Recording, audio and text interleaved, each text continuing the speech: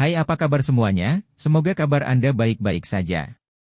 Terima kasih karena sudah memberikan support dan juga kesetiaan Anda untuk membangun channel Codot Film. Yuk kita lanjutkan alur ceritanya, sambil siapin kopi dan cemilan, setting suara volume full.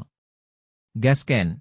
Tubuh energi bintang 9. Kabut energi yang kaya terus-menerus merembes dari tanah di tanah luas yang sunyi dan sunyi ini, menutupi tanah tak berujung ini.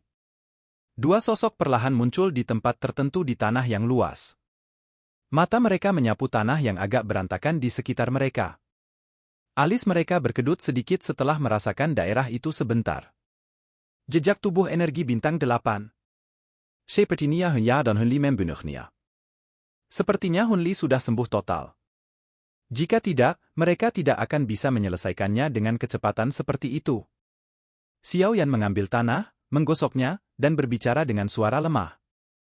10 hari lebih ini sudah cukup untuk memungkinkan orang itu pulih dari luka-lukanya.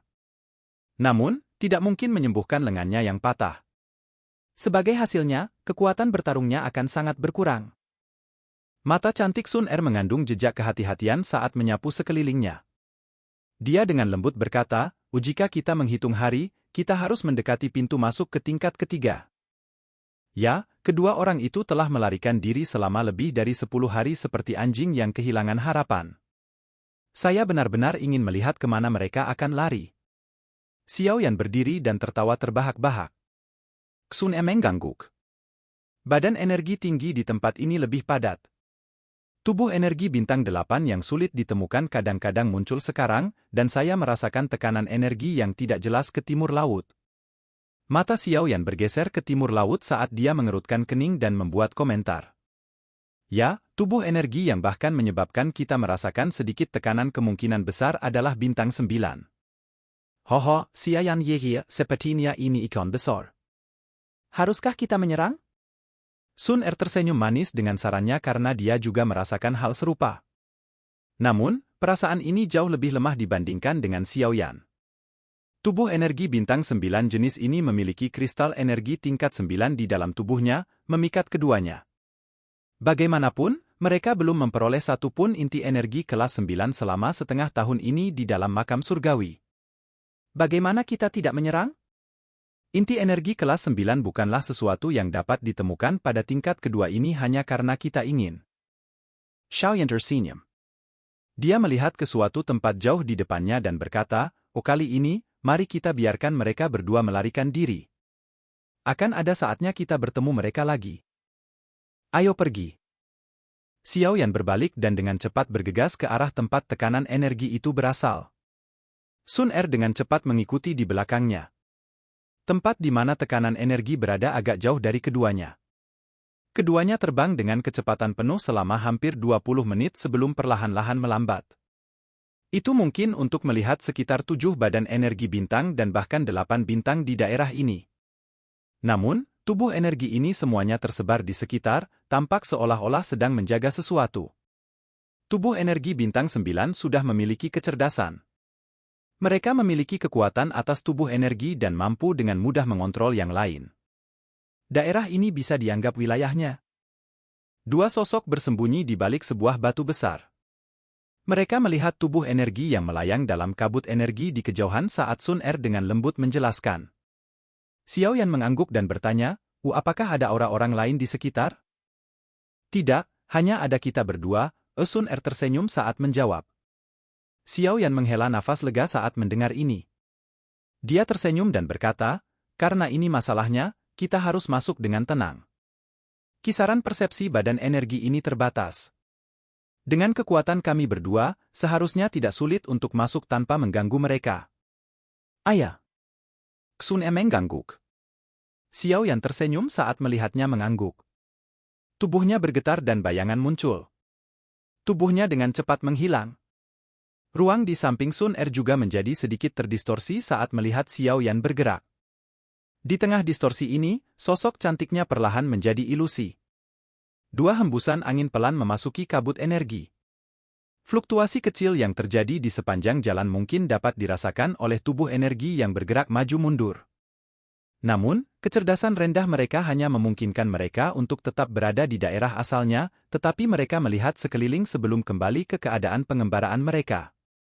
Angin sepospo masuk dengan cepat, dan setelah sekitar 10 menit atau lebih, akhirnya mencapai pusat tempat ini dan berubah menjadi dua sosok. Kita sudah sampai. Xiao Yan melihat ke depannya setelah dia muncul. Dia melihat suatu daerah dengan banyak bebatuan di atasnya.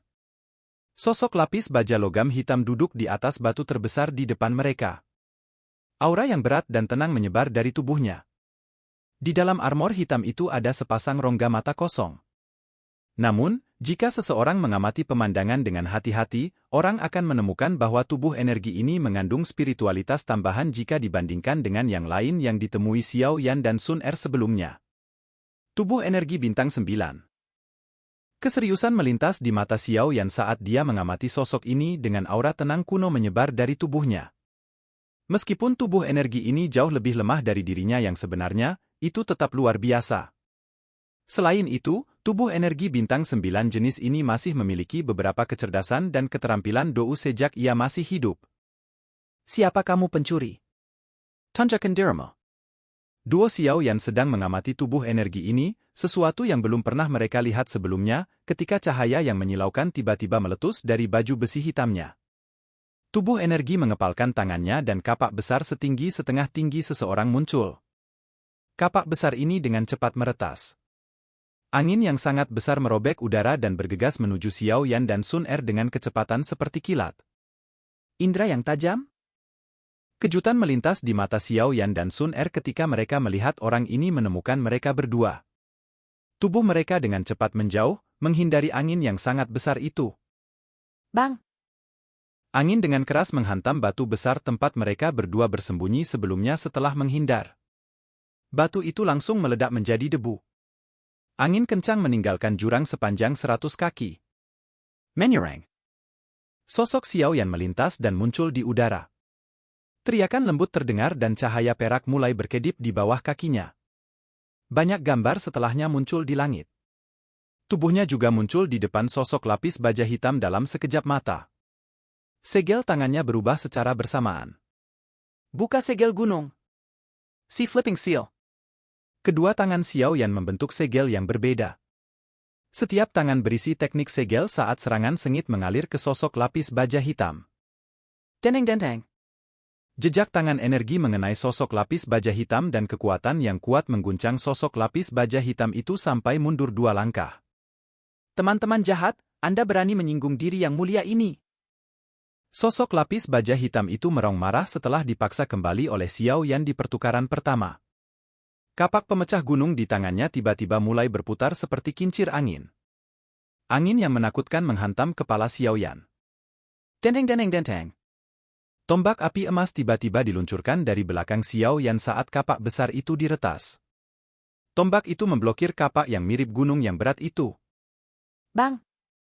Xiao Yan tertawa ketika Sun Er memblokir sosok lapis baja hitam itu. Dia mengepalkan tangannya dan penguasa yang berat muncul di dalamnya. Tanpa menunjukkan belas kasihan, dia dengan kejam memukulnya ke dada sosok lapis baja hitam itu. Kekuatan yang kuat mengirim sosok lapis baja hitam itu terbang seperti bola meriam.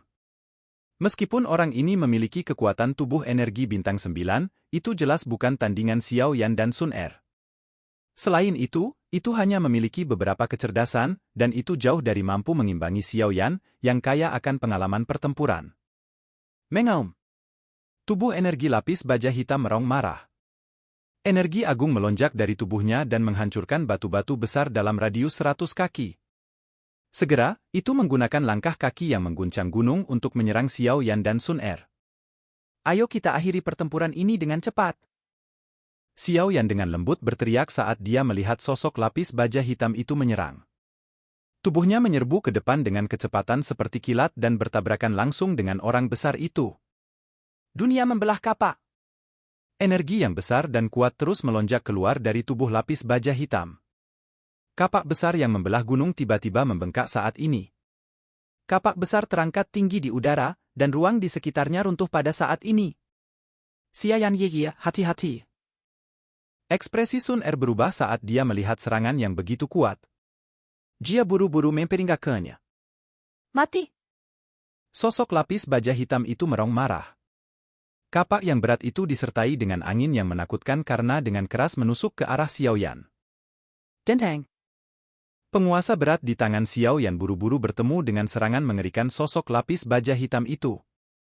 Namun, penguasa berat itu dikirim terbang saat bersentuhan dan tubuh Xiaoyan tampaknya mengalami pukulan berat. Wajahnya mulai pucat sementara tubuhnya terbang ke belakang seperti layang-layang yang talinya putus. Ki. Sementara Xiaoyan menahan serangan ganas oleh sosok lapis baja hitam ini, Sun Er muncul di belakangnya. Dia memegang tombak api emas yang dengan kejam dia masukkan ke belakang sosok itu. Api emas langsung menyebar dan menelan sosok lapis baja hitam itu. Xiaoyan, yang telah dikirim terbang, mengungkapkan senyum di wajahnya saat melihat serangannya. Namun, senyuman di wajahnya baru saja muncul ketika tanah di bawahnya tiba-tiba meledak. Tanah terlempar keluar dan dua sosok seperti hantu hitam pekat melesat keluar. Mereka muncul di samping Xiaoyan dalam sekejap. Angin dingin yang gelap dengan kejam menghantam dada Xiaoyan.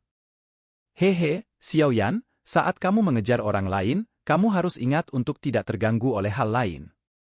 Sangat mudah untuk peran pemburu dan yang diburu untuk dibalik. Serangan ganas itu menghantam dada Xiaoyan. Penyerang itu mengangkat kepalanya dan menunjukkan wajah pucat. Para penyerangnya adalah Hun Ya dan Hun Li, dua Xiaoyan dan Sun Er dikejar. Pada saat ini, Hun Ya memasang ekspresi ganas yang dingin. Jelas, mereka telah menunggu lama untuk kesempatan seperti itu. Wajah Xiaoyan dengan cepat menjadi pucat saat dia merasakan serangan ganas keduanya. Namun, Hun Ya agak tertegun saat menemukan bentuk senyuman aneh di wajah Xiaoyan. Itu menyebabkan dia merasa sedikit tidak nyaman. Kupikir kalian berdua akan bersembunyi selamanya. Bang! Suara padat Xiaoyan perlahan muncul. Sosoknya meledak menjadi ketiadaan dengan ledakan di depan mata tertegun duo Hun Ya. Kami telah ditipu. Hun Ya dan Hun Li merasakan hati mereka tenggelam saat melihat tubuh Xiaoyan meledak. Silakan pergi ke. Oke guys, jangan lupa like, comment, share, and subscribe di channel Codot Film. See you next video. Peace out and bye-bye.